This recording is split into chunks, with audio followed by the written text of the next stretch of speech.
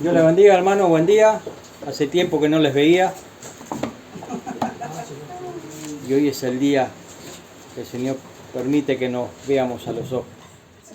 Vamos a estar viendo, observando, mirando y concluyendo. ¿Se acuerda que hace un tiempo atrás, en algún X lugar, comenzamos una enseñanza del capítulo 5 de Pedro? Amén. Amén. Vamos a procurar concluirla hoy, porque ya subimos como 3 mensajes.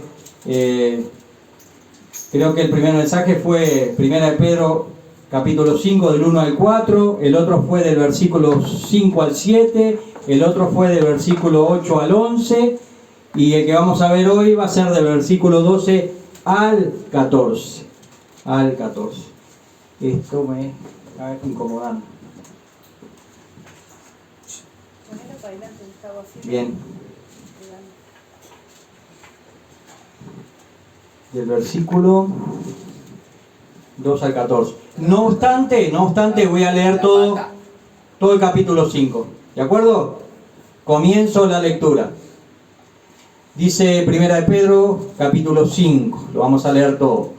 Ruego a los ancianos que están entre vosotros, yo anciano también con ellos, y testigo de los padecimientos de Cristo, que soy también participante de la gloria que será revelada.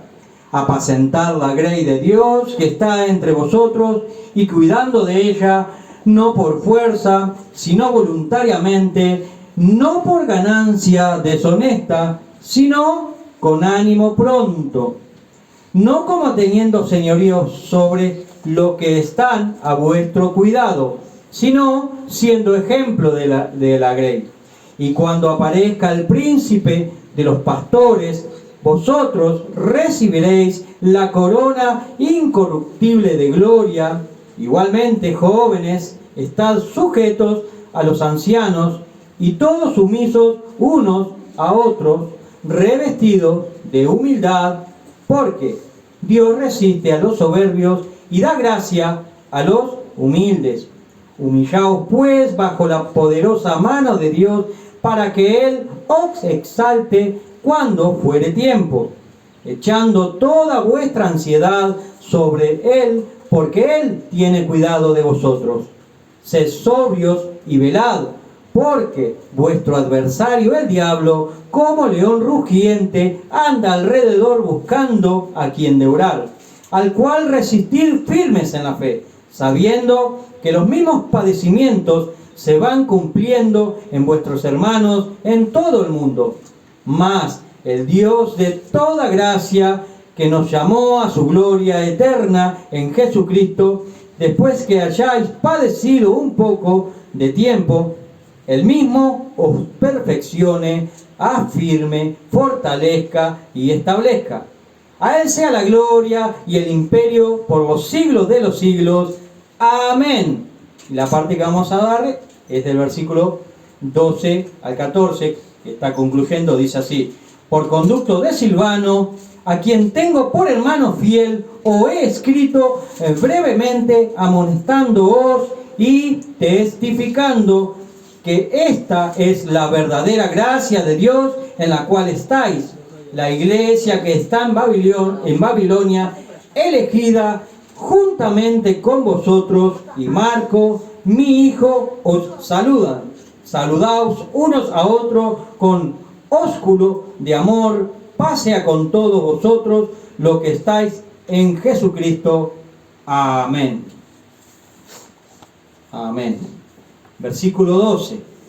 Por conducto de Silvano, a quien tengo por hermano fiel, os he escrito brevemente, amonestando y testificando que esta es la verdadera gracia de Dios en la cual estáis. Habíamos dicho en una ocasión anterior que acá justamente en este versículo se encuentra el título de este capítulo 12, que está hablando de la verdadera gracia de Dios.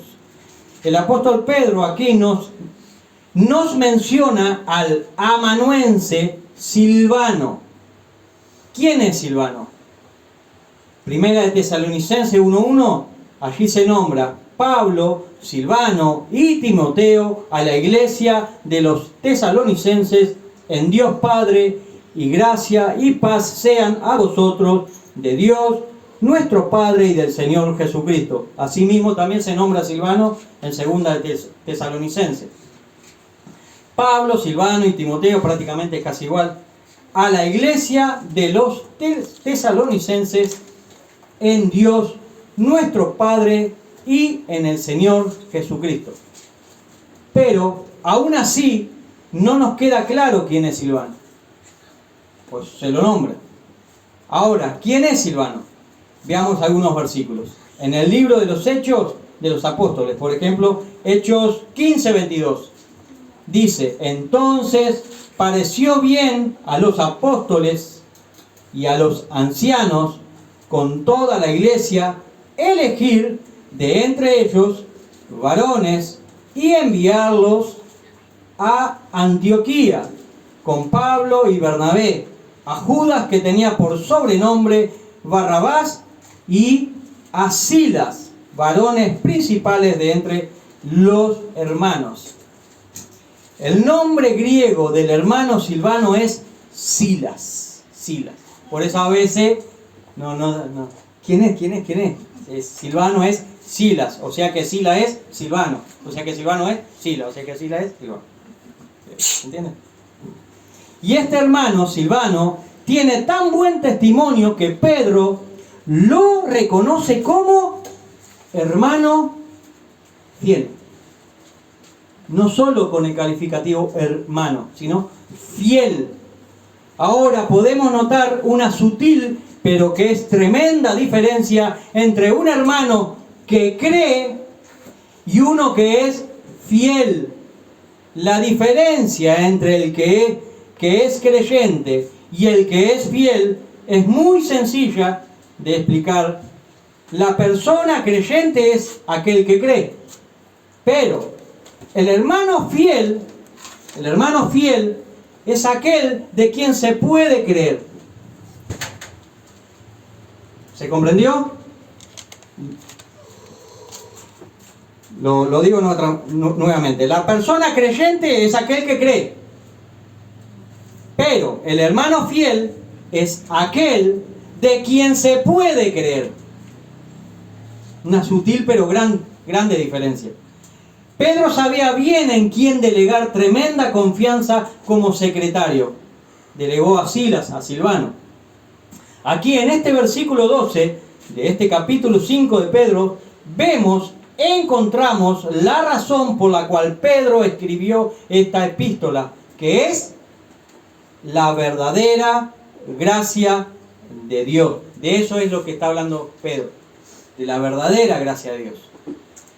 La verdadera gracia de Dios es la gracia que nos salva. Esta gracia nos da herencia, ¿verdad?, en la patria celestial. La verdadera gracia de Dios nos ayuda en nuestras dificultades para que las soportemos. Por conducto de Silvano, a quien tengo por hermano fiel, os he escrito brevemente amonestándoos. Esta palabra amonestando es muy recurrente en los escritos de Pedro. Y testificando que esta es la verdadera gracia de Dios en la cual estáis. Os he escrito brevemente. ¿Cómo? Amonestándoos. O sea, él escribió, sí, brevemente, amonestándoos. Pero si nosotros prestamos atención hoy, Pedro mismo dice que he escrito brevemente, o sea que la carta de Pedro es breve, pero es una carta que no es muy leída en las congregaciones hoy. Y es breve. ¿No será por las exhortaciones? Creo que sí. Amonestándoos y exhortándoos y exhortándonos. La palabra exhortar, amonestar, es aquí paracalón. Paracalón. Esta palabra paracalón, o sea, amonestándoos, exhortándoos, lleva consigo dos ideas. Una es la que ya dice que es la exhortación. Pero la otra idea es la de consolación. Yo creo que había explicado hace bastante tiempo atrás, cuando nos reuníamos allá en el fondo, de que la palabra exhortación tenía la idea también de cuando en el ejército se motivaba al ejército para ir a la batalla. Y muchas veces se toma la palabra exhortación como que fuera una palabra como agresiva. Y no, es también motivar a los hermanos con la exhortación. Estas dos ideas de la palabra parakalón están presentes en toda la epístola de Pedro. Uno, parakalón aparece con la idea de la exhortación, nos anima, nos motiva a que sigamos en la perseverancia de los principios morales de Cristo y a la práctica del amor en toda su implicancia. Dos, parakalón con la idea de la consolación. Está en aquellos versículos que nos hacen referencia a la ayuda de Dios para con nuestras vidas en medio de las dificultades. Cuando usted lee la carta de Pedro, en aquellos versículos donde Dios nos ayuda, que aparece esta palabra, se habla de la ayuda de Dios para nuestras vidas en medio de las dificultades. Ahora, es necesario aquí que hagamos una precisión que no deberíamos pasar por alto jamás, que es la siguiente. Hermanos, la gracia en la cual estamos nosotros, o sea, los que son cristianos, los que somos cristianos, la gracia a quien se dirige esta carta de Pedro, escuchemos, es la gracia verdadera. Es la verdadera gracia de Dios. Porque es ahí donde Pedro hace el énfasis. Que es la verdadera gracia de Dios. Con exhortación y todo. No solo cuando se predica de que Dios te va a bendecir, esto no. La gracia de Dios es todo el paquete entero. Nosotros estamos en la gracia de Dios en Jesucristo. Todo aquel que tiene a Jesucristo está en la verdadera gracia de Dios.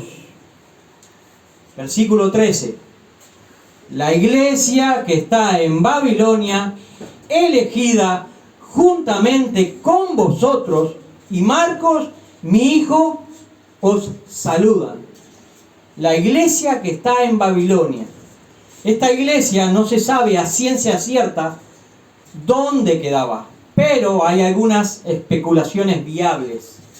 Una, Babilonia se dice que podría ser una ciudad de Mesopotamia que aún en el siglo I después de Cristo estaba habitada, pero no hay información de que en ese lugar hubiera iglesia, no hay registro. La segunda opción, se dice que en Babilonia podría ser la ciudad que hoy conocemos como la ciudad del Cairo, en Egipto. En aquel tiempo, en la ciudad que hoy conocemos como el Cairo, contaba con una fortaleza romana que controlaba el río Nilo y el Mar Rojo. Pero, lamentablemente, no hay evidencias que nos relacionen al apóstol Pedro con Egipto. No hay. Entonces, queda en especulación. Pero, 3. Esta tercera opción sería la más viable. Muchos usaban el término Babilonia para no citar ni nombrar a Roma, para no tener problemas con las autoridades romanas por el tiempo de la persecución, ¿no? Entonces nombraban Babilonia para que no se nombraba Roma, y por las dudas a los cristianos los tomaran, los llevaran presos, los mataran, en fin, lo que harían las autoridades. Quien saluda a la iglesia es también Marcos. ¿Y quién es este Marcos? Pedro llama a Marcos mi hijo. Es muy probable que este Marcos fuera el sobrino o primo de Bernabé. Colosenses 4:10 dice: Aristarco, mi compañero de prisiones, os saluda. Y Marcos, el sobrino de Bernabé. Gustavo y Agustín, el sobrino de Gustavo. Hermanos, cuando Pedro fue liberado de la prisión, ¿A dónde se dirigió Pedro? Veamos Hechos 12:12. Y habiendo considerado esto, llegó a casa de María, la madre de Juan, el cual tenía por sobrenombre Marcos, donde muchos estaban reunidos orando. Así que Pedro llama afectivamente a Marcos, mi hijo. Y acá un poquitito de historia, ¿no? Dice Papías que Juan Marcos estuvo acompañando a Pedro durante mucho tiempo. Esto se puede ver en el historiador Eusebio, que es un historiador de la iglesia. Fue el primer historiador con respecto a la iglesia. Historia de la iglesia. Ahora estamos, ¿dónde estamos? Ya estamos concluyendo esto. Estamos en el último versículo del capítulo 5 de Pedro.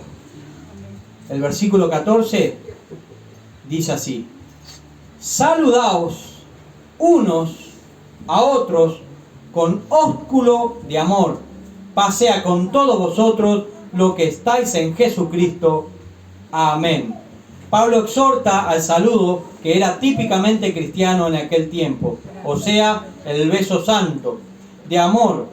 Así como cristianos, como Cristo nos amó, así, de esa manera también debemos de amar a nuestros hermanos, partiendo de la simpleza desde el beso santo, un saludo genuino.